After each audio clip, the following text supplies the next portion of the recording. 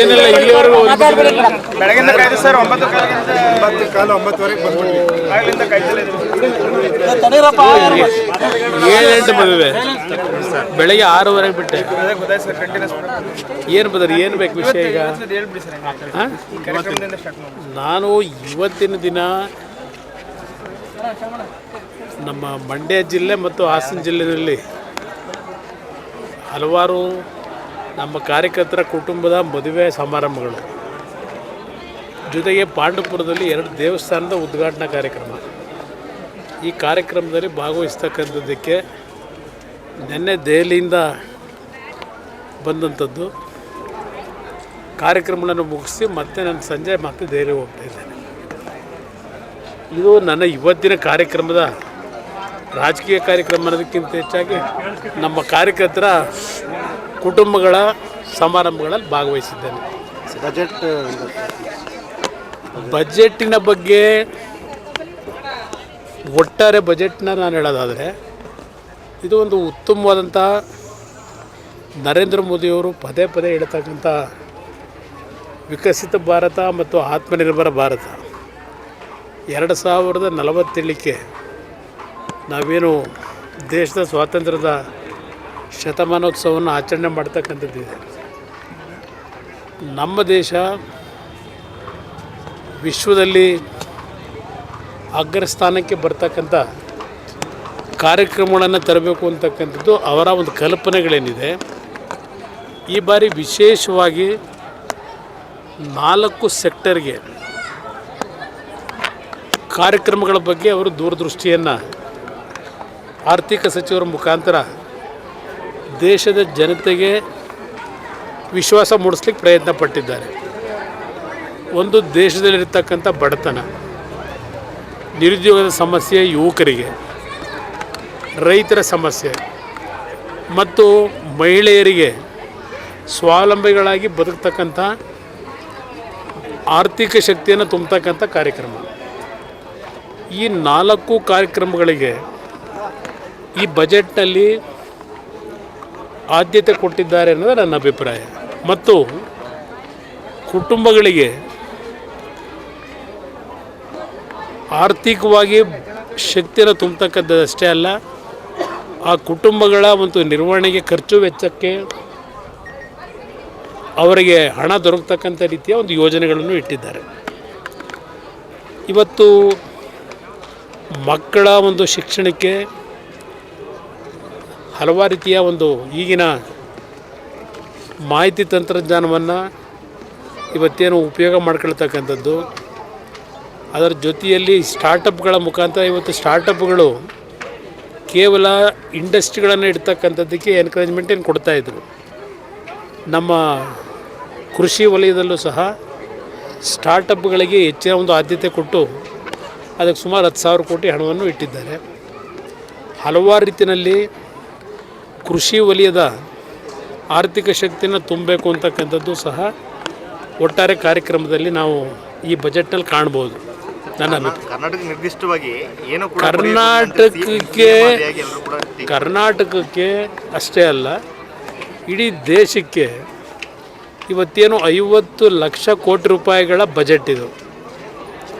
ಪ್ರತಿಯೊಂದು ಜಿಲ್ಲೆಗಳು, ಪ್ರತಿಯೊಂದು ರಾಜ್ಯದ ಕಾರ್ಯಕ್ರಮಗಳನ್ನು ಯಾವುದೇ ಬಜೆಟಲ್ಲೂ ಘೋಷಣೆ ಮಾಡಲ್ಲ. ಅದು ಇರ್ತಕ್ಕಂಥದ್ದು ಸಹಜ. ಈಗ ಕರ್ನಾಟಕ ರಾಜ್ಯದಲ್ಲೇ ಬಜೆಟ್ ಮಂಡನೆ ಮಾಡ್ತಾರೆ. ಪ್ರತಿಯೊಂದು ತಾಲೂಕಿನ ಹೆಸರುಗಳನ್ನ ಹೇಳಿ, ಈ ತಾಲೂಕಿಗೆ ಇಷ್ಟು ಕೊಟ್ಟಿದ್ದೇವೆ ಅಷ್ಟು ಕೊಟ್ಟಿದ್ದೇವೆ ಅಂತ ಹೇಳ್ತಾರೆ.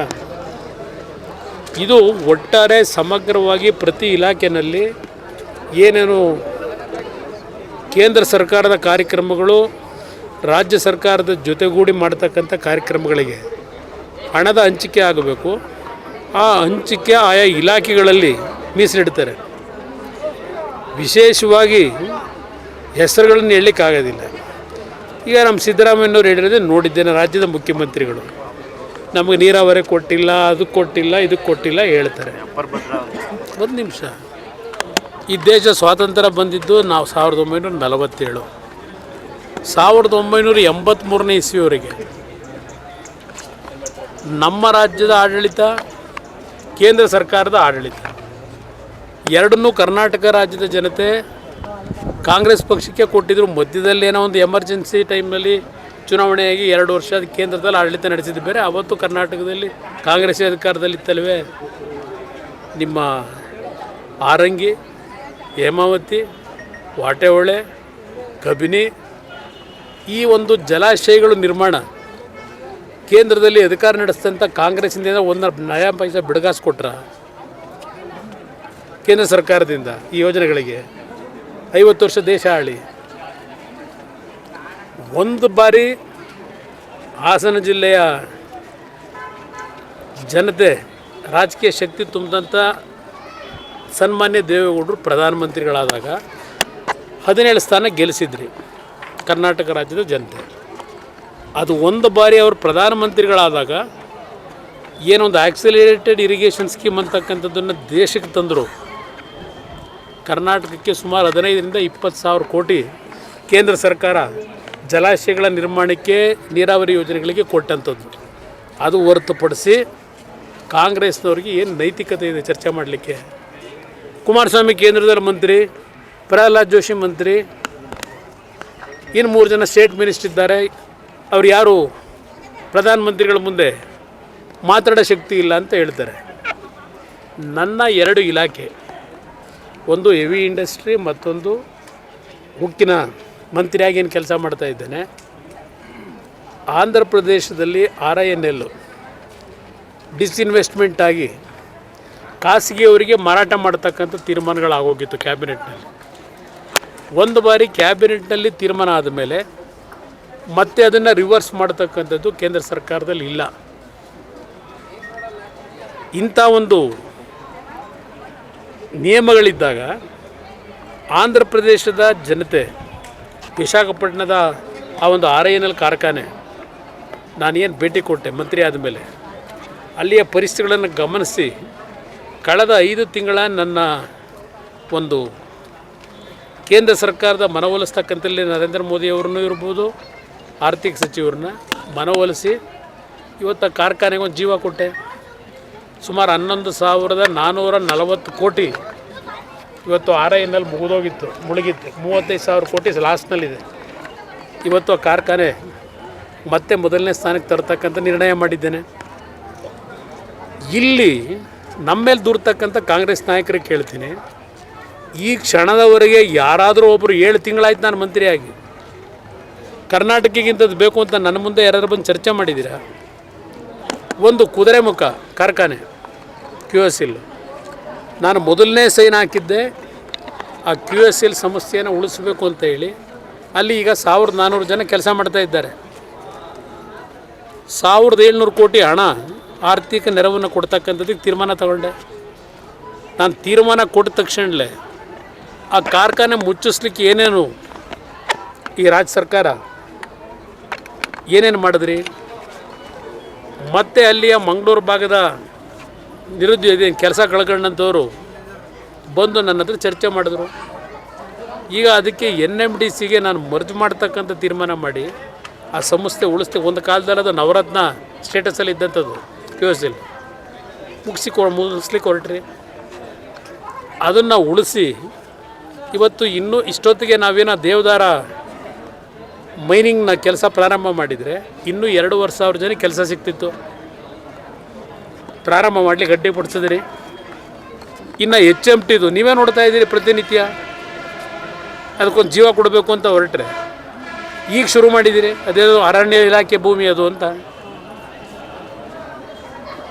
ಅದರಿಂದ ನಮ್ಮ ಮುಂದೆ ನೀವೇನು ಮನವಿನೇ ಕೊಡದೆ ಪ್ರಧಾನಮಂತ್ರಿಗಳ ಮುಂದೆ ಇವ್ರಿಗೂ ಮಾತಾಡೋ ಶಕ್ತಿ ಇದೆಯಾ ಅಂತ ಅಂದ್ಬಿಟ್ಟು ಕೇಳಿದಿರಲ್ಲ.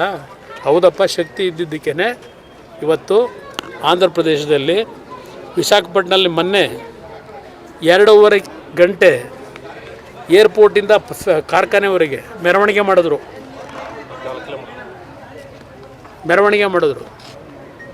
ಅಲ್ಲಿ ಜನ ತೋರಿಸಿದಂಥ ಪ್ರೀತಿ ಯಾತಿಗೆ ತೋರಿಸಿದ್ರು?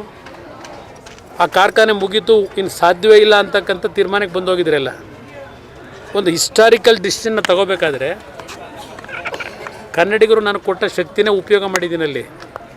ಭದ್ರಾವತಿ ಈ ಸರ್ಕಾರ ಎಷ್ಟರ ಮಟ್ಟಿಗೆ ನನಗೆ ಬೆಂಬಲ ಕೊಡ್ತಾರೋ ಬಿಡ್ತಾರೋ ಗೊತ್ತಿಲ್ಲ. ಕರ್ನಾಟಕ ರಾಜ್ಯದಲ್ಲಿ ವಿಶ್ವೇಶ್ವರನ ಹೆಸರಿನಲ್ಲಿ ಅರಸರ ಕಾಲದಲ್ಲಿ ಮಾಡಿರೋದು, ಮೈಸೂರು ಅರಸರ ಕಾಲದಲ್ಲಿ. ಆ ಕಾರ್ಖಾನೆಗೂ ಇವತ್ತು ಜೀವ ಕೊಡ್ತಕ್ಕಂಥದ್ದಕ್ಕೆ ಈಗಾಗಲೇ ಪ್ರೋಸೆಸ್ ಪ್ರಾರಂಭ ಮಾಡಿದ್ದೀನಿ. ಮೊನ್ನೆ ಜಾರ್ಖಂಡ್ಗೆ ಹೋಗಿದ್ದೆ 2 ದಿನ.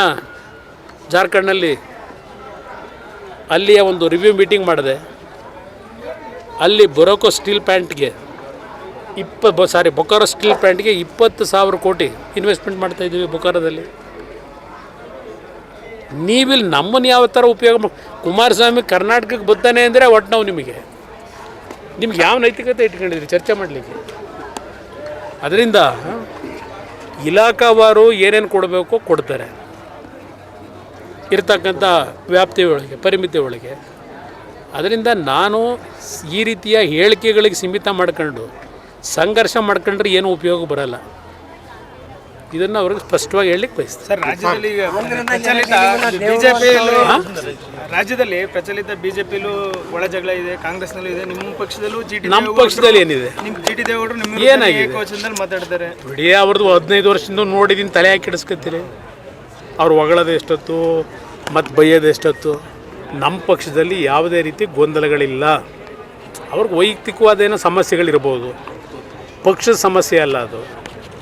ಅವ್ರ ವೈಯಕ್ತಿಕ ಸಮಸ್ಯೆಗಳಿಂದ ಅವ್ರದ್ದೇನೋ ಪರ್ಸನಲ್ ಅಜೆಂಡಾಗಳಿರ್ಬೋದು.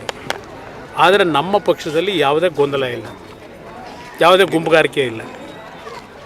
ಬೇರೆ ಪಕ್ಷದ ಅವ್ರ ಪಕ್ಷಕ್ಕೆ ಸೇರಿರ್ತಕ್ಕಂಥ ಅದಕ್ಕೆ ನಾನು ಉತ್ತರ ಕೊಡೋದು ತಪ್ಪಾಗ. ಬಟ್ ಬಿಜೆಪಿ ಒಳಗಿನ ಎಲ್ಲ ಬೆಳವಣಿಗೆಗಳು ಎಲ್ಲ ಒಂದು ಕಡೆ ರಾಷ್ಟ್ರ ಮಟ್ಟದಲ್ಲಿ ಅಧಿಕಾರ ಅವ್ರ ಹೈಕಮಾಂಡ್ ಇದೆ, ಅವರದೆಲ್ಲ ಸರಿಪಡಿಸ್ಕೊತಾರೆ. ಸಿಎಂ ಬದಲಾವಣೆ ವಿಚಾರನೂ ಅದು ನಮಗೆ ಸಂಬಂಧ ಇಲ್ಲ. ಕಾಂಗ್ರೆಸ್ನವ್ರು ಅವ್ರು ತೀರ್ಮಾನ ಮಾಡ್ಕೋಬೇಕು, ಅದು ನನಗೇನು ಸಂಬಂಧ. ನಿರೀಕ್ಷೆಗಳು ಇಟ್ಕೊಂಡಿದ್ರು ಏರ್ಪೋರ್ಟ್. ನಾನು ನೋಡಿ, ಬಜೆಟಲ್ಲಿ ಬರದೇ ಇರ್ಬೋದು. ಹಾಸನದ ಏರ್ಪೋರ್ಟ್ ವಿಷಯದಲ್ಲಿ ಈಗಾಗಲೇ ನಾನು ಸಿವಿಲ್ ಏವಿಯೇಷನ್ ಮಿನಿಸ್ಟರ್ ಹತ್ರ ಚರ್ಚೆ ಮಾಡಿ ಅಲ್ಲಿಂದಲೇ ಏನಾದರೂ ಹೆಚ್ಚಿನ ರೀತಿಯಲ್ಲಿ ನೆರವನ್ನು ಪಡಿಬೇಕು ಅನ್ನೋದಕ್ಕೆ ಪ್ರಯತ್ನ ಪಡ್ತಾ ಇದ್ದೇನೆ. ಅದಕ್ಕೆ ರಾಜ್ಯ ಸರ್ಕಾರ ಸ್ಪಂದಿಸಬೇಕು. ಇವತ್ತು ಅಲ್ಲಿ ಏನೇನು ನಡೆದಿದೆ, ಸ್ಥಳೀಯವಾಗಿ ಯಾರ್ಯಾರು ಸೇರ್ಕೊಂಡು ಏನೇನು ಭೂಮಿ ಹೊಡೆದು ಏನೋ ಬಡಾವಣೆ ರಚನೆ ಮಾಡಿ ನಾವು ಏರ್ಪೋರ್ಟ್ ಮಾಡಿದ್ರೆ ಜನ ಓಡಾಡೋಕ್ಕಲ್ಲ ಮಾಡಬೇಕು ಅಂತ ದೇವೇಗೌಡರ ಕನಸು. ನಮ್ಮ ರೈತರು ಬೆಳೀತಕ್ಕಂಥ ಬೆಳೆಗೆ ಒಂದು ಹೊಸ ಪದ್ಧತಿಯಲ್ಲಿ ರೈತರ ಕೃಷಿ ವಲಯಕ್ಕೆ ಉತ್ತೇಜನ ಕೊಟ್ಟು ಬೆಳೆದಂಥ ಬೆಳೆ ವಿದೇಶಗಳಿಗೆ ಏರ್ ಕಾರ್ಗೋದಲ್ಲಿ ಎಕ್ಸ್ಪೋರ್ಟ್ ಮಾಡಿ ರೈತರ ಆರ್ಥಿಕ ಶಕ್ತಿಯನ್ನು ಸದೃಢಗೊಳಿಸಬೇಕು ಅನ್ನೋದು ದೇವೇಗೌಡರ ಒಂದು ಕನಸಿದೆ.